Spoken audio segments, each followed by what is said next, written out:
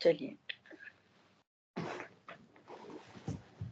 मंगलमय मंगल करन पीत राग विज्ञान, नमो ताहि जाते भय अरहंतादि महान। करि मंगल करियो महा, ग्रंथ करन को काज।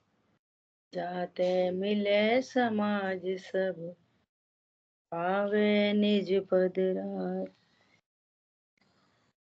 नमो अरहंताणं, नमो सिद्धाणं, नमो आयर्याणं, नमो वज्रायाणं, नमो लोये सवसापुरम्।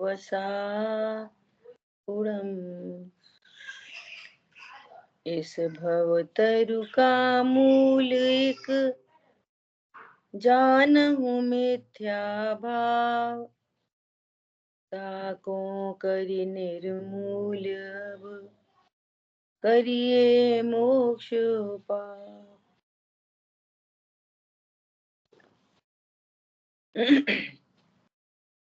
मोक्ष मार्ग प्रकाशक जी ग्रंथ, 7वां अधिकार, निश्चयाभासी मिथ्या दृष्टि का प्रकरण अपना चल रहा है।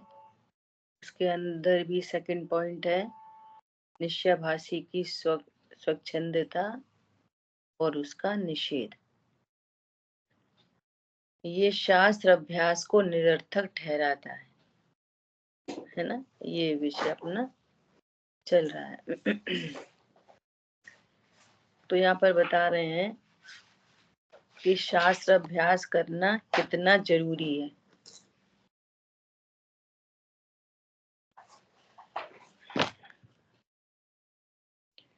कल अपनी बात हुई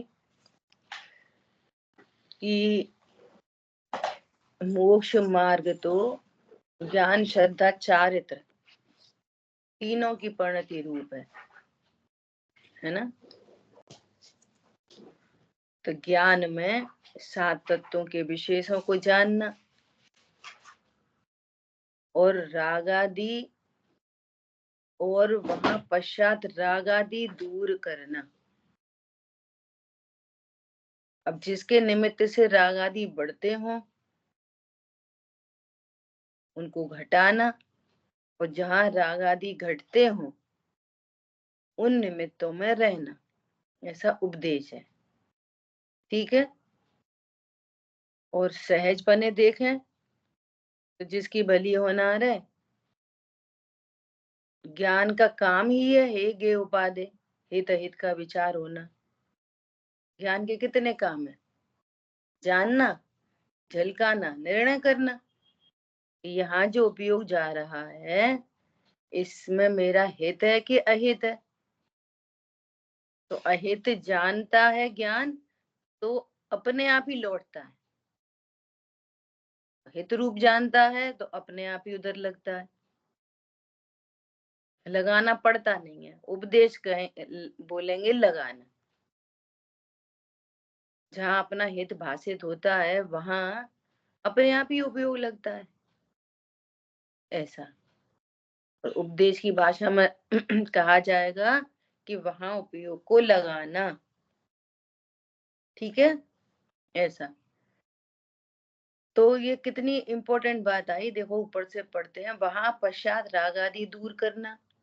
सो जो राग आदि बढ़ाने के कारण है अर्थात निमित्त हैं, उन्हें छोड़कर जो राग आदि घटाने के कारण हो अर्थात निमित्त हो वहां उपयोग को लगाना। अब देखो, सो द्रव्यादिक और गुणस्थान आदि के विचार राग आदि घटाने के कारण हैं। इनमें कोई राग आदि का निमित्त नहीं है। जब गुणस्थान आदि का विचार करते हैं तो न तो पत्नी बच्चों का लक्ष्य और न ही देव गुरु का लक्ष्य। ये बहुत इंपॉर्टेंट बात है।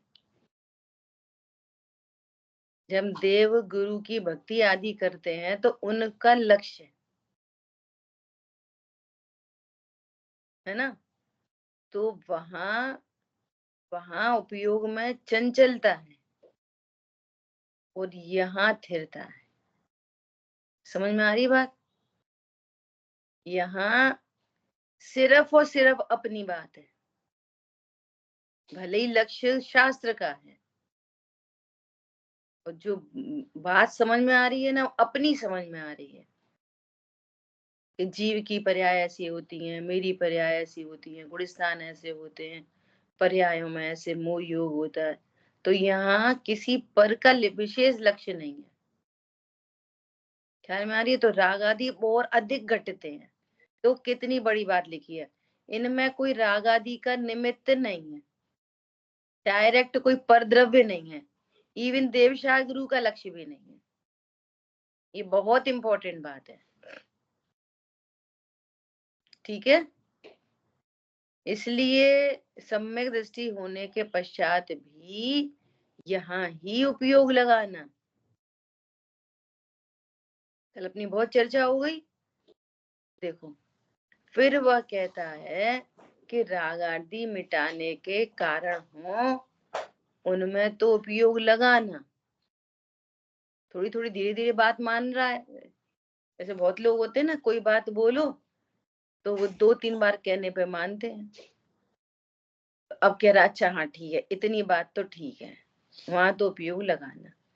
फिर अपनी बात रख रहा है, परंतु त्रिलोकवर्ती जीवों की गति आदि का विचार करना, कर्म के बंध उदय सत्ता आदि के बहुत विशेष जानना, तथा त्रिलोक के आकार प्रमाण आदि जानना इत्यादि विचार क्या कार्यकारी हैं।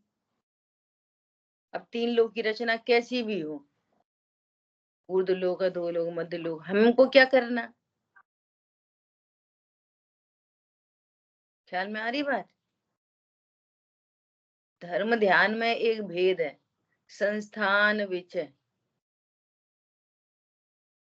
है कि नहीं, एक धर्म ध्यान का भेद। तो वह 3 लोक की रचना का विचार करते हैं।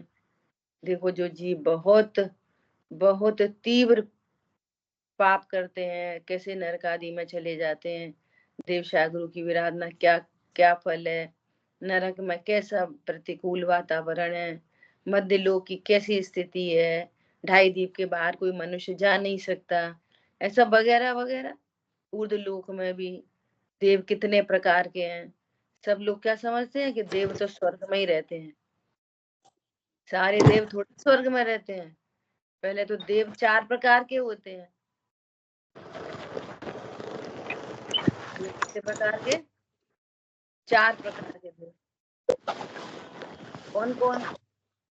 भवनवासी, व्यंतर, ज्योतिषी और वैमानिक। तो स्वर्ग में तो अकेले वैमानिक रहते हैं बस। 3 तरह के देव तो नीचे ही रहते हैं। और भवनवासी तो वहां रहते हैं खर भाग में, पंख भाग में। और व्यंतर यहाँ पे भी रहते हैं मध्य लोक में। ज्योतिषी भी वैमानिक देवों के नीचे ही नीचे रहते हैं, ज्योतिषी देव। तो अब ये सारी चीजें जब हम जानते हैं तो हमें सत्यवाद का पता चलता है। ये कहता है हम पूजा पाठ करते हैं तो हम तो स्वर्ग में ही जाएंगे, तो बन जाएंगे भैया, बहुत मंद कषा ऐसी रही होगी अगर, तो बन जाएंगे व्यंतर, भटकती आत्मा, भटकते रहना। ख्याल में आई बात? तो ये कह रहा है हमें क्या जरूरत है जीवों की गति का विचार करना, कैसे कैसे गुण स्थानों में कितना बंद होता है, कितना उदय होता है, कितनी की सत्ता रहती है, इत्यादि विचार क्या कार्यकारी है। तब कह रहे हैं इनके भी विचार करने से रागादिक बढ़ते नहीं। राग आदि बढ़ते नहीं मतलब, देखो कल शाम को भी चर्चा की थी, समझने जैसी है बहुत, कि ये जो पूजा पाठ स्वाध्याय दया दान, ये जो परिणामों को शुभ भाव कहते हैं ना, ये तो मनुष्य सापेक्ष कहा जा रहा है। ख्याल में आई बात? मूल में तो एक इंद्री से लेके संगी पंचेंद्री सब असंगियों को भी सबको ही हर अंतर मुहूर्त में कषाय शुभ अशुभ होती है। शुभ अशुभ का ही दूसरा नाम है मंद तीव्र, हर अंतर मुहूर्त में बदलती है। आचार्य देव ने समय सारजी में आशब का स्वरूप बताया है। क्या बताया है? ये अनित्य हैं और अध्रुव हैं, घटते बढ़ते हैं और बदलते हैं। पाप पुण्य में बदलता है, पुण्य पाप में बदल जाता है अपने आप ऑटोमेटिक। एक इंद्री को भी शुभ भाव होते हैं, तो कौन सी पूजा पाठ करता है वो? और एक इंद्री को भी पाप भाव होते हैं, तो वो कौन सी हिंसा झूठ चोरी कुशील परिग्रह करता है? ख्याल में आ रही है बात? ये शुभ अशुभ भावों की चर्चा मनुष्य गति सापेक्ष की गई है। शुभ भाव सबको होते हैं और अशुभ भाव भी होते हैं। अशुभ समझ में नहीं आ रही ना, दया दान, तो अब दो तीन इंद्री चीटी है, तो उसको पाप परिणाम है कि नहीं? तो हम पाप परिणाम के नाम पर बस इतना समझते हैं, हिंसा झूठ चोरी कुशील परिग्रह क्रोध मान माया लोभ, तो उसको हो रहे कि नहीं हो रहे क्रोध मान माया लोभ? तो उनकी मंदता होती कि नहीं होती? ऐसा ख्याल में आ रही है बात? तो यहाँ पर पूजा पाठ तो वो कर नहीं रहा, दया दान तो कर नहीं रहा, अकेला इनमें उपयोग लगाए त्रिलोक आदि की रचना में, तो वो कौन सा शुभ भाव हुआ? कौन सी दया कर दी? कौन सी यात्रा कर ली? ख्याल में आ रही है बात? तो याद करो कि जब व्यवहार रत्नत्र की बात चलती है ना, तो व्यवहार रत्नत्र किसको कहते? तो स्थूल से सूक्ष्म तक सीधा सीधा व्यवहार रत्नत्र मतलब देव शास्त्र गुरु का ज्ञान, श्रद्धान और उनके प्रति विनय बहुमान भक्ति। ठीक है? अब उनके विनय बहुमान भक्ति भी किसको आएगी? कि जिसको लाभ होगा उसको बहुमान आता है, जिसको लाभ ही नहीं होता उसको बहुमान नहीं आता, वो देखा देखी करता है बस। अभी आएगी सब चर्चा व्यवहाराभासी में। ठीक है? अब नेक्स्ट व्यवहार क्या? देव शाह गुरु ने जो 6 द्रव्य 7 तत्व का स्वरूप बताया, उसका ज्ञान, श्रद्धान और फिर नीचे क्या आएगी चारित्र की पर्याय में? कषाय की मंदता। अब ये उससे अधिक मंद है कषाय। देव की पूजा नहीं हो रही, 6 द्रव्य 7 तत्व के स्वरूप समझने में जो उपयोग लगता है, वहां कषाय और मंद हो जाती है। समझ में नहीं आती। 4 की गुण की पर्याय में क्या होगा कि कषाय की मंदता। फिर स्व पर का भेद ज्ञान हुआ, उपयोग स्व पर के भेद ज्ञान में लग रहा है। स्व जीव तत्व है, पर अजीब है, आशबंध पर है, इसमें जो उपयोग लग रहा है, तो ऐसा ज्ञान अश्रद्धान और कषाय की और अधिक मंदता। ख्याल में आई बात? अब अकेले आत्म विकल्प रह गए, आत्म विकल्प रह गए, आत्म विकल्प ज्ञान श्रद्धान और चारित्रिक में और अधिक मंदता, और फिर मोह टूटा, परिणति स्वभाव में थिर हुई, तो सम्यक दर्शन सम्यक ज्ञान सम्यक चाय प्रकट हुआ। तो समझ में आ रही है? ये बढ़ती हुई कषाय की मंदता है, और ये वहां तक व्यवहार रत्नत्र है जब तक कि परिणति स्वभाव सन्मुख नहीं हो रही। और इन परिणामों के अंदर स्थूल देवशाह गुरु की विनय भक्ति और आत्म विकल्प वाले परिणाम जहाँ पत्नी बच्चों का लक्ष्य नहीं, देव सागरू का लक्ष्य नहीं, अकेले अपने स्वरूप का चिंतन चल रहा है, इसमें सातिशय पुण्य बनता है इन परिणामों में। इसलिए सम्यक दृष्टि ऐसे जगहों पे उत्पन्न होता है। ख्याल में आई बात?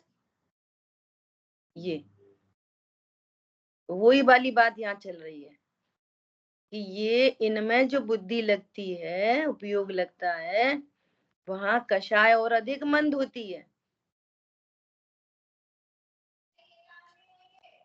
ठीक है, ऐसा। तो अब क्या कह रहे हैं, इनके भी विचार करने से रागादिक बढ़ते नहीं। कोई इच्छा नहीं है, इच्छाओं की मंदता चल रही है इस समय, कोई खाने पीने का विकल्प नहीं है, कोई दया दान का विकल्प नहीं है, कोई बहुत तीव्र इच्छा नहीं है। इस समय इच्छा क्या है, बहुत मंद है। बहुत मंद होने से क्या हो रहा है, राग आदि बढ़ते नहीं। सोचो स्वाध्याय से कितना लाभ है। इसको परम तप कहा है। मोह को गलाएगा स्वाध्याय, चारित्र मोह को और अधिक मंद करेगी स्वाध्याय से। ख्याल में आई बात? परिणति स्वभाव सन्मुख होने के बहुत चांसेस बनते हैं। अरे मेरा यही स्वरूप है, ऐसा ही मेरा स्वरूप है, ऐसा ही मेरा स्वरूप है, ऐसा। क्योंकि देखो कितनी बढ़िया बात कह रहे हैं। मैंने दूसरा पैराग्राफ ले लिया क्या? ठीक है, ठीक है, सुनो। क्योंकि वे ज्ञेय इसको इष्ट निष्ठ रूप है नहीं। पत्नी बच्चों का लक्ष्य हो तो इष्ट अनिष्ट की कल्पना तीव्र होती है, मेरी पत्नी, मेरे बच्चे। और देवशागुरु के लक्ष्य में भी कषाय वहां से थोड़ी मंद है, परंतु वहां पर भी इष्ट अनिष्ट की कल्पना है। हमारे देव, हमारे गुरु, हमारे अच्छे होते। ख्याल में आ रही है? वह तीव्र राग है और इनमें उपयोग लगे तो तीन लोक में हमें क्या इष्ट अनिष्ट है।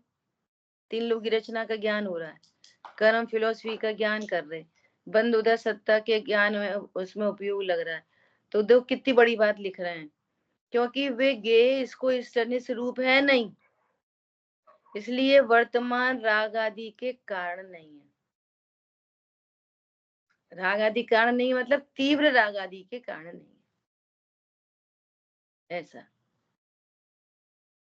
एकदम जिस समय उपयोग बहुत रमता है, कोई पर्टी जरूरी नहीं है जिनवाणी को रख के रम रहा हो, कोई विषय चल रहा है, अच्छा इसका ऐसा स्वरूप है, ऐसा ऐसा स्वरूप है, उस समय देव आप विचार करो, रियलाइज करो कितनी शांति का अनुभव होता है उस टाइम। भले ही वो कषाय की मंदता है, अभी वहां कषाय है, निर्विकल्पता नहीं है, लेकिन खाने पीने के भाव में, पूजा विधान के से और इसमें आप रियलाइज करो कि आपको कितना अंतर महसूस होगा खुद से।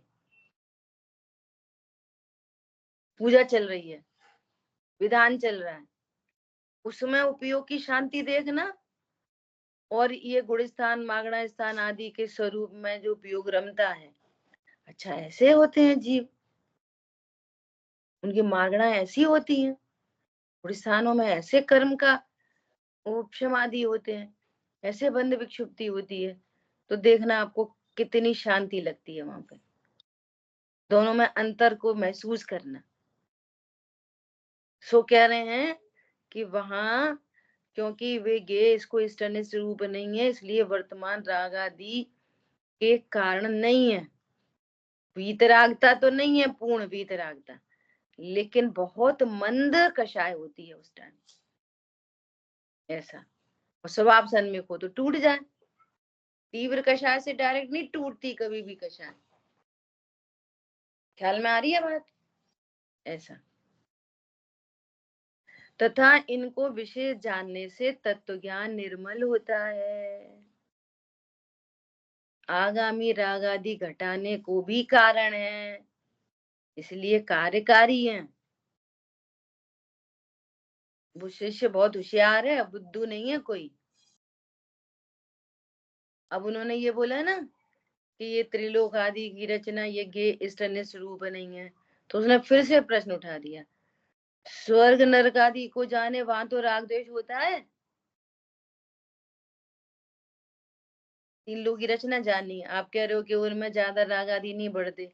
अब स्वर्ग का स्वरूप जाने तो फिर लोभ होता है ना, लालच होता है ना कि हम स्वर्ग में जाएं, और नरक आदि का भय होता है। तो वहां तो हो गई ना इस टनिस की कल्पना, राग द्वेष, तो तीव्र राग द्वेष खड़े हो गए।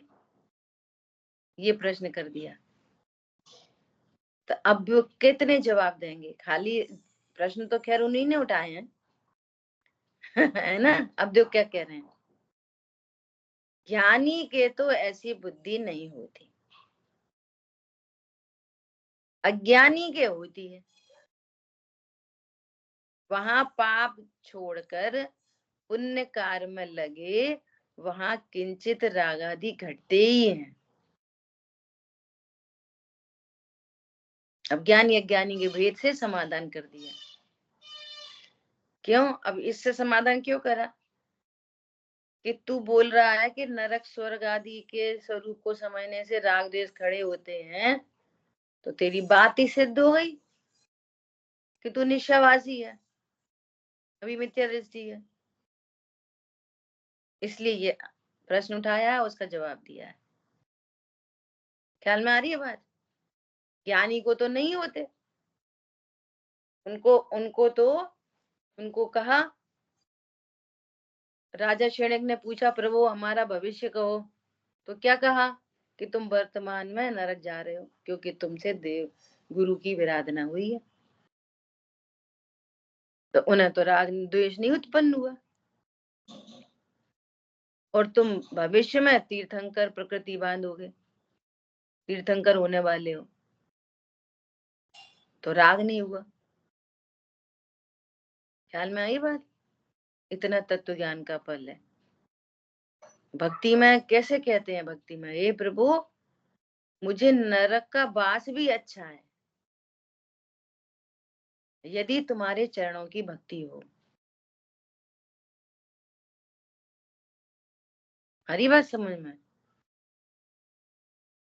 कल पंडित साहब के उस पुस्तक में एक और संस्मरण लिखा हुआ था।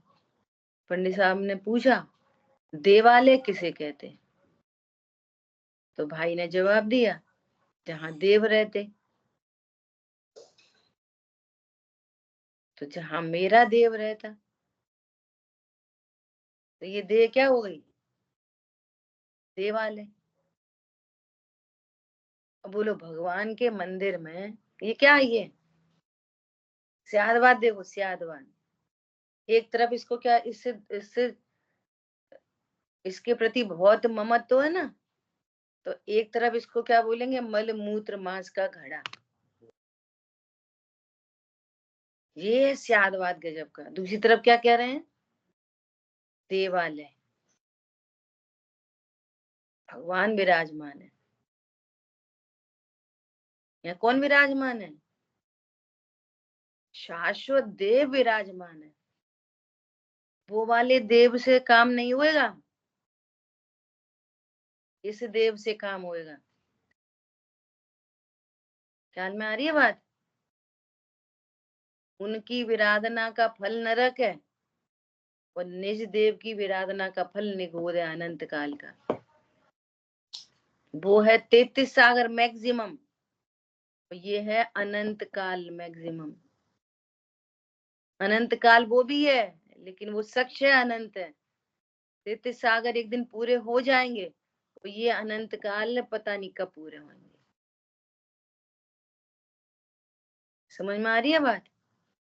ये निज देव की विराधना का फल बहुत बड़ा है। सो कह रहे कि जैसे जैसे देवालय में विषय भोग नहीं करते, ऐसे इस देह देवल में भी विषय भोग मत करो। ख्याल में आ रही है बात? पूर्व में जो कर्म बांधा है निज देव की विराधना से, उसके फल में जो जो कुछ है, तो अब वहां भोग मत भोगो, इसको देवालय जानो, यहाँ देव विराजमान है। बोलो, इस देवालय में अवक्ष डालोगे? इस देवालय में शाश्वत देव पता चलेगा तो कभी नहीं होगा ऐसा काम। ख्याल में आई बात? तब यहाँ पर कह रहे हैं, क्या कह रहे हैं कि ज्ञानियों की ऐसी बुद्धि नहीं होती, तो जान लेते हैं। क्या जान लेते हैं? कि ये तो बहुत सुंदर प्राकृतिक व्यवस्था है। लोक में भी किसी ने एक की हिंसा की हो तो उसको सजा है, और 100 की हिंसा करी हो तो भी उसको भी उतनी सजा है। मान लिया दोनों को फांसी की सजा दे दी, बहुत जघन्य अपराध किए, एक ने 1 किया और एक ने 100 किए, तो दोनों को फांसी की सजा। अब 99 का क्या होगा? फालतू चले गए ना उसके 99 अपराध, फालतू नहीं चले गए। स्थान है यहाँ पर उसको पूरा करने के। ऐसे एप्रिसिएशन में ले लो, किसी ने बहुत अच्छा कार्य किया तो एप्रिशिएट कर दिया, और किसी ने बहुत ज्यादा किया तो उसको यहाँ पे उस दोनों को समान तरीके की एप्रिसिएशन मिल गया। रेस्ट ऑफ का क्या होएगा? स्वर्ग आदि जाएंगे। ऐसी त्रिंच गति है। कोई तीव्र बहुत ज्यादा मायाचारी करता है और किसी को थोड़ी मायाचारी होती है, तो तीव्र मायाचारी एक इंद्री में चला जाता है, कम वाला संगी बन जाता है। समझ में आ रही है बात? तो ये परिणामों के भेद है ना, ये ऐसी मनुष्यों में लगा लो। कोई गरीब है, कोई अमीर है, कोई सुंदर है, कोई बिना सुंदर है सब मनुष्य, तो सब परिणामों के फल हैं। तो ये 3 लोग परिणामों के फल को भोगने का स्थान है। और जो अपने स्वरूप को जानता है, जिसके राग आदि घटते हैं, घट के मिटते हैं, वे पौष कॉलोनी में चले जाते हैं, सिद्ध क्षेत्र में जाके रहते हैं। ख्याल में आई बात? तो ये परिणामों के फल भोगने का स्थान है 3 लोग। जो न्याय लोक में नहीं हो सकता, वो न्याय पारलौकिक रीति से होता है। कोई बोलता है हमने तो कुछ नहीं कहा, हमने तो अभी वर्तमान में कुछ नहीं किया, हमें तो ऐसे ऐसे ऐसे ऐसे पाप के उदय आ रहे। चिंता नहीं करो, सब निर्जरित हो रहे, शांति से सहन करो, तुम्हारे साथ पारलौकिक न्याय अवश्य होगा। और ये अभी भी पारलौकिक न्याय हो रहा है, अभी नहीं कि ये पूर्व के अपराध का फल है। हरी बात समझ में? ऐसा सो यहाँ पर कह रहे हैं कि अज्ञानियों को होती है ऐसी बुद्धि, ज्ञानियों को नहीं होती है ना। वहां पाप छोड़कर पुण्य कार्य में लगे, वहां किंचित राग आदि घटते ही हैं। तुम स्वर्ग नरक की रचना को भी पढ़ के कदाचित तुमको राग द्वेष उत्पन्न हो भी रहे हैं, या लोभ आदि उत्पन्न हो रहे हैं, भय उत्पन्न हो रहा है, तो भी जो स्थूल राग आदि उत्पन्न होते हैं पत्नी बच्चे आदि के साथ में, है ना, तुम फेसबुक उसमें व्हाट्सएप में लगे रहोगे, इंस्टाग्राम में, तो उससे तो घटे हुए ही है ना ये। ख्याल में आई बात? ऐसा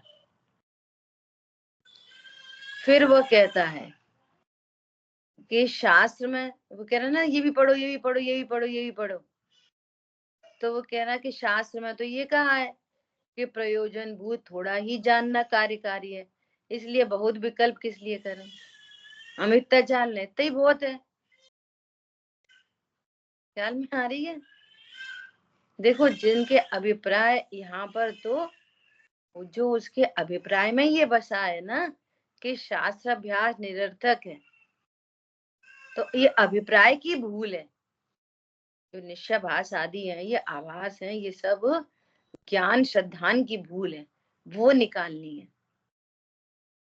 ठीक है? तो कह रहे हैं जो जीव अन्य तो बहुत जानते हैं। 3 लोक की रचना में, कर्म फिलॉसफी में और बहुत सारे पुराण आदि पढ़ने में उपयोग लगाते हैं, और प्रयोजन भूत में नहीं लगाते, उनके लिए ये बात कही है। क्या बोला? काल थोड़ा है, हम मंद बुद्धि हैं, श्रुति का पार नहीं है, तो क्या करो? प्रयोजन भूत कार्य पहले करो, उनको कहा। तेरे पास तो काल बहुत है, तूने निवृत्ति ले रखी है ना, रिटायरमेंट हो रखा है, और फिर बोले इनसे क्या फायदा, बहुत शास्त्रों को पढ़ने से क्या फायदा। चलो ठीक है, तो पत्नी बच्चे दुकान मकान में लगने से कौन सा फायदा है? उन पाप को तो अत्यंत हे कहा, तो उनको पहले छोड़ दे। शुभ को हे समझने तैयार है, और अशुभ को नहीं, वो तो हमारी जिम्मेदारी है, वो तो हमारा जनरल रूटीन है, वो तो सब ही करते, खाना पीना उठना बैठना। ख्याल में आ रही है बात? ये टोटल मिथ्यात्व है। साहब ये बताओ कि अपन है तो मनुष्य, तो मनुष्य के भी तो कोई कर्तव्य है कि नहीं? भैया तुम सबसे पहले आत्मा हो, मनुष्य बाद में।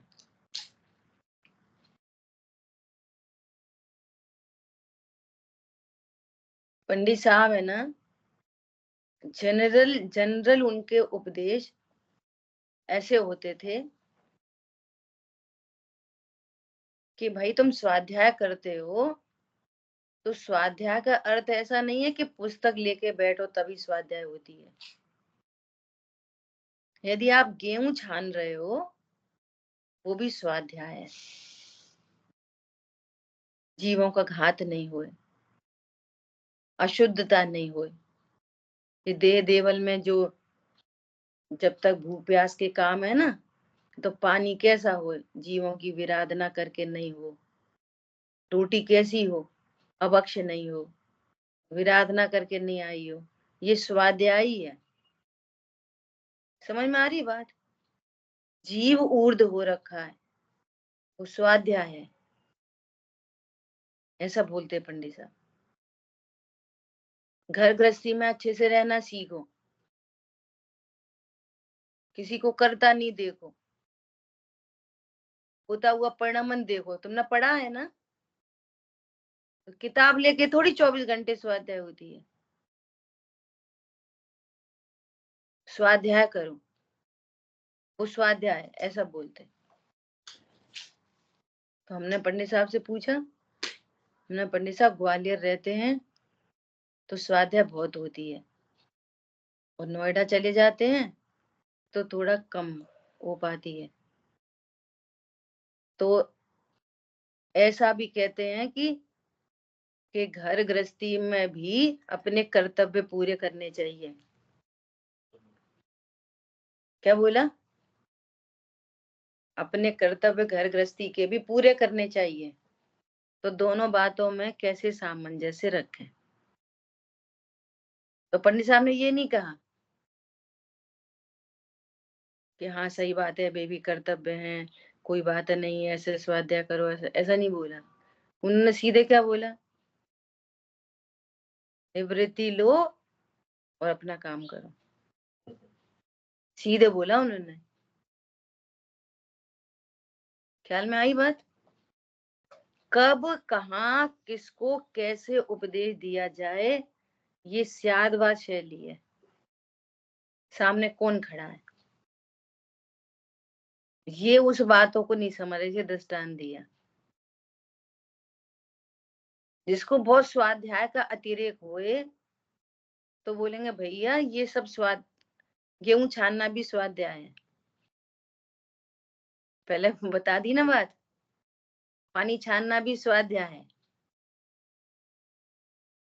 जो उधर को छोड़ के और इधर इसका इम्बैलेंस हो, उधर से बात करते हैं।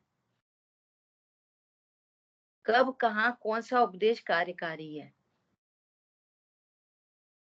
ये क्या कह रहा है कि पहले तो ये शास्त्रों में तो ये कहा है प्रयोजन भूत कार्य कर लो बस, बाकी फालतू टाइम पास करो, ये बोला था क्या? तुझे तत्व ज्ञान हो गया तो उसको उसको मजबूत करो, राग आदि को घटाओ, तो दूसरी जगह उपयोग लगेगा तो राग आदि बहुत बढ़ेंगे। ख्याल में आई बात? तो पर्पजली क्या है कि ज्ञान में श्रद्धान में सम्यक बना हुआ। अब बात खत्म हो गई? खत्म नहीं हो गई। दुख तो राग आदि का था, तो अब राग आदि का अभाव होना है। तो अभाव होना है तो हम किन संयोगों में रहे, किन निमित्तों में, जहां राग आदि घटते हो, ऐसा। ठीक है, देखो, जो जीव अन्य बहुत जानते हैं और प्रयोजन भूत को नहीं जानते, उनसे दुनिया भर की चर्चा करवा लो, वो 6 द्रव्य 7 तत्वों में 0। तो उनको कहा कि भैया तुम अपनी समय शक्ति लगा रहे हो, पहले प्रयोजन भूत को जान लो। अथवा जिनकी बहुत जानने की शक्ति नहीं है, उनसे बोला, क्या बोला?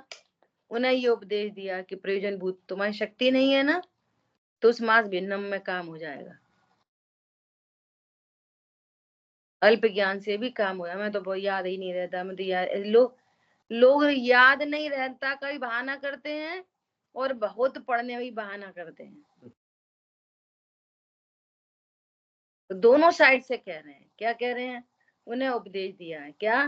प्रयोजन भूत कार्य कर लो, तथा जिसकी बहुत जानने की शक्ति हो, जिनके पास समय बहुत हो, तो क्या करना? उससे तो यह नहीं कहा कि बहुत जानने से बुरा होगा। ये कब बोला कि बहुत जानने से बुरा होएगा? प्रयोजन भूत को जानो, ये कह रहे हैं। और प्रयोजन भूत को जान के राग आदि घटाने का उपाय रखो। और जहाँ राग आदि बहुत मंद होते हो, वहां पे उपयोग को रमाओ, ये कह रहे हैं कि प्रयोजन भूत जान लिया, अब हम पाप कार्यों में लगेंगे, ये तो नहीं वो उपदेश दिया। तथा जिसकी बहुत जानने की शक्ति हो, उससे तो यह नहीं कहा कि बहुत जानने से बुरा होगा। जितना बहुत जानेगा उतना प्रयोजन भूत जानना निर्मल होगा। हमने तो प्रयोजन भूत जान लिया, जानने के बाद भी शास्त्र अभ्यास में उपयोग लगाएगा तो प्रयोजन भूत जानना निर्मल होगा। सच्ची बात है। जब पहली बार गुणस्थान आदि का स्वरूप देखा और फिर गुणस्थान के स्वरूप के बाद जब बंध विक्षुप्ति आदि किस किस गुणस्थान में कितनी प्रकृति, अध्यात्म में इतना ही पढ़ाएंगे कि इतने इतने गुणस्थान होते, सीधे सीधे अप्रत्याख्यान प्रत्याख्यान ऐसा बोलेंगे। लेकिन डॉट टू डॉट जब कर्म फिलोसफी पढ़ते हैं ना, तो वहां पे बताते हैं कि इतनी प्रकृतियों के बंध विक्षुप्ति हो गई, इतनी प्रकृति अभी सत्ता में, इतनी उदय में चल रही है, एक एक गुणस्थान में तीनों तीनों चीजें।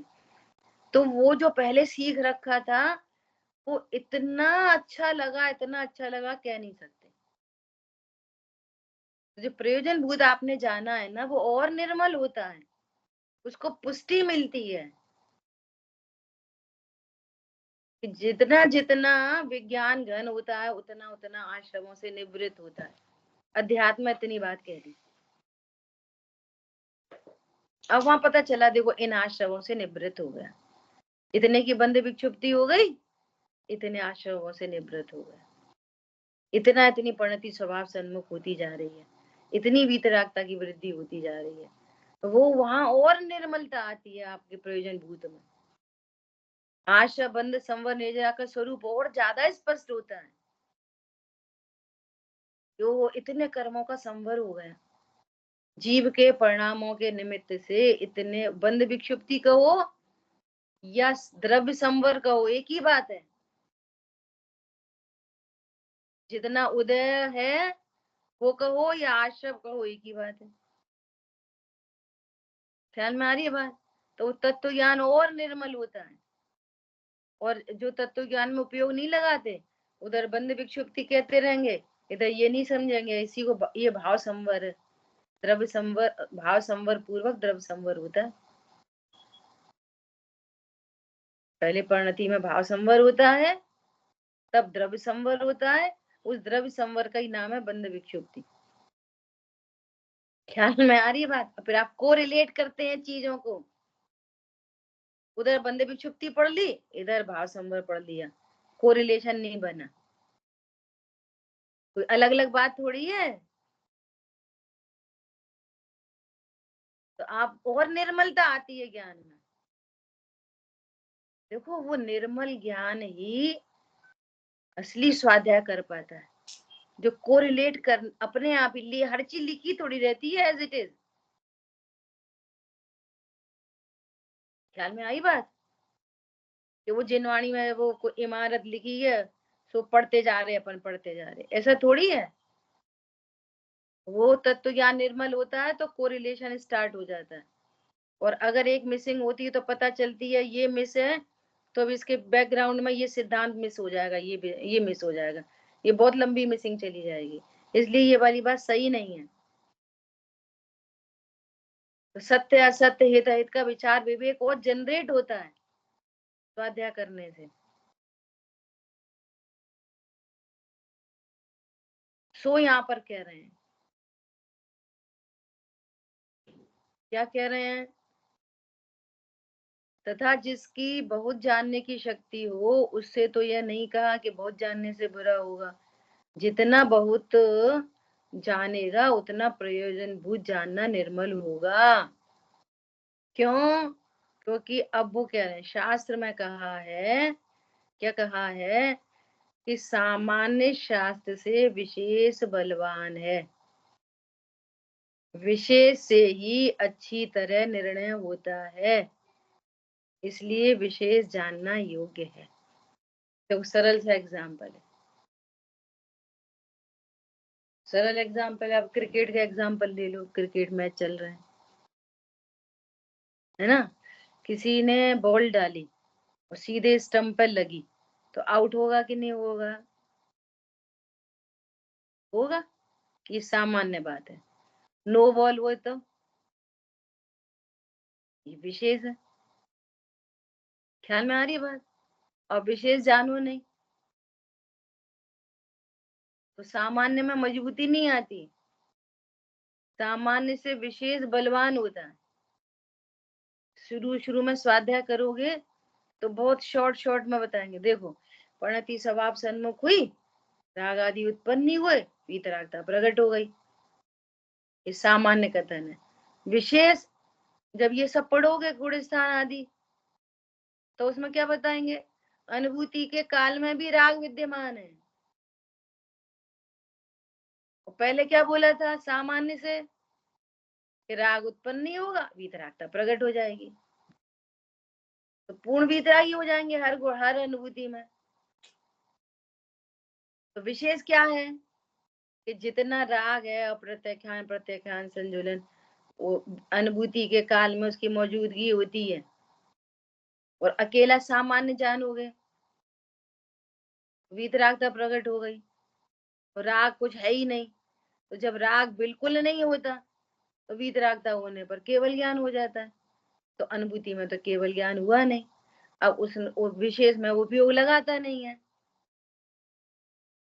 तो उसका कंसेप्ट क्लियर नहीं होता, तत्व ज्ञान निर्मल नहीं होता। समझ आई बात? दोनों सिद्धांत मिसिंग है उसके ज्ञान में। यदि तुम पूर्ण वीतरागता ऐसा जानते हो कि अनुभूति के काल में पूर्ण वीतरागता होती है, राग उत्पन्न ही नहीं होता, तो फिर केवल ज्ञान क्यों नहीं होता? एक ये वाला सिद्धांत तेरे ज्ञान में काम नहीं कर रहा, कि राग जब जहां अगर राग उत्पन्न ही नहीं हुआ, बिल्कुल उत्पन्न नहीं हुआ, तो पूर्ण वीतरागी हो गए। अब पंचम गुण स्थान काय को होएगा? तो हर अनुभूति में राग विद्यमान है। ख्याल में आ रही बात? ये विशेष कथन है, ये बाद में समझ में आती है, और स्वाध्याय करने से समझ में आती है बाद में। तो यही समझते थे, सही बात है, अनुभूति हुई और फिर वीतरागता हो गई। फिर जब अनुभूति से बाहर आएँगे, तब फिर राग होने लगेगा। तो अनुभूति के काल तक के राग का क्या होएगा? जो हुआ नहीं, दोबारा क्यों होने लग गया? समझ आई बात? तो विशेष से सामान्य मजबूत होता है, ऐसा। वो हर जगह लागू लागू पड़ेगा। स्टार्टिंग में सामान्य सामान्य चर्चा होती है, फिर धीरे धीरे विशेष बताने लग जाते हैं। वो और स्वाध्याय करता है तो विशेष कथन होने लग जाते हैं। बोलो, राग उत्पन्न हो तो दुखी होना जरूरी है। हाँ भैया, राग से दुख होता है। राग उत्पन्न हुआ तो दुखी होएगा ही होएगा। और राग उत्पन्न हुआ हो रखा है और परिणति स्वभाव सन्मुख है, कहाँ हुआ दुख? तो सामान्य से यही बोलेंगे, विशेष पड़ेगा तो ये वाली बात पकड़ में आएगी। कर्म का उदय हो तो राग होना जरूरी है, वो तो जरूरी है। कर्म उदय कहते ही उसे है जहाँ राग हो। चल में आ रही बात? ये सारी विशेष चर्चाएं हैं। जितना कर्म का उदय हो, जिस जाति का कर्म का उदय हो, उतना राग होता है। लेकिन राग हो और हम दुखी हो, ये जरूरी नहीं है। ख्याल में आई बात? जितनी जाति का उदय हो, उतनी जाति का बंद हो, ये जरूरी नहीं है। पर जितनी जाति का राग होगा, वो कर्म का उदय होगा, उतना राग जरूर होगा। ये सब विशेष है, सब विशेष। अब विशेष पढ़ेंगे सुनेंगे नहीं तो बात कैसे ख्याल में आएगी?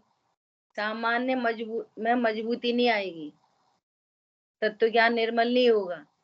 इसलिए कह रहे हैं कि सामान्य शास्त्र से विशेष बलवान होता है। राष्ट्रपति के घर में लिखा है, नो एडमिशन विदाउट परमिशन। और उसका बच्चा हुए तो, उसकी बेटी हुए तो खबर जाएगी। ख्याल में आ रही है बात? अब विशेष बलवान होता है, ऐसा। तो कह रहे हैं कि भैया, शास्त्र में बुद्धि को लगाओ, समय बर्बाद नहीं करो, ऐसा। ठीक है। अब प्रकरण बदल रहा है। क्या बदल रहा है? तपस्या को वृथा क्लेश ठहराता है। क्यों ठहराता है? बहुत गजब गजब की बातें हैं। शेष चर्चा अपन आगे करेंगे। आप विचार करना, अपने से विचार करना, तपस्या क्लेश क्यों लगता है? बोलते ना, पंडित साहब के शब्द है ना कि तत्व निर्णय अंतर्मुखी परिणाम में होता है। तप क्लेश है कि नहीं?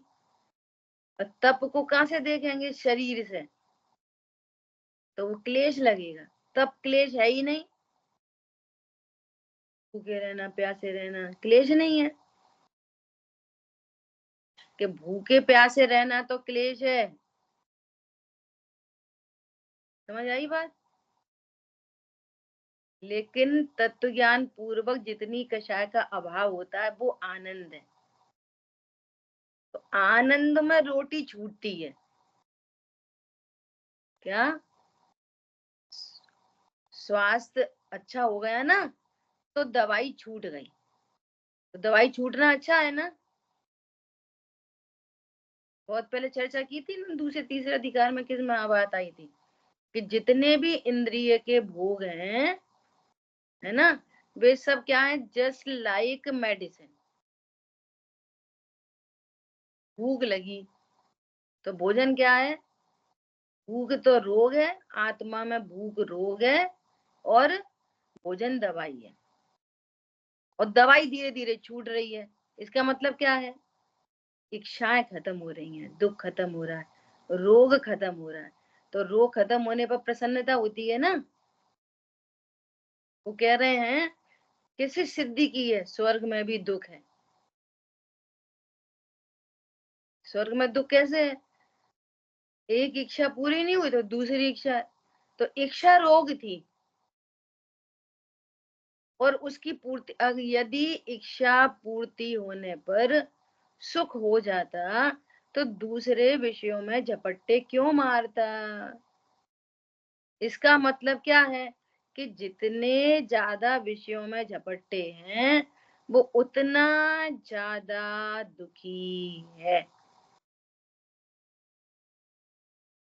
अब ये चाहिए और ये चाहिए, ये चाहिए, वो चाहिए, ओहो हो, ये पता नहीं चल रही ये दुख है। थाली पे बैठे और एक बिल्कुल शांति से भोजन कर रहा है, वही की वही थाली है। एक को लग रहा है इसमें नमक कम है, इसमें मिर्ची कम है, थोड़ा नींबू, थोड़ा अचार, थोड़ा पापड़, थोड़ी चम्मच, थोड़ा घी, थोड़ा, और पूर्ति पूर्ति पूर्ति होती चली जा रही है। पूर्ति तो होती चली जा रही है पूर्व के पुण्य के उदय से,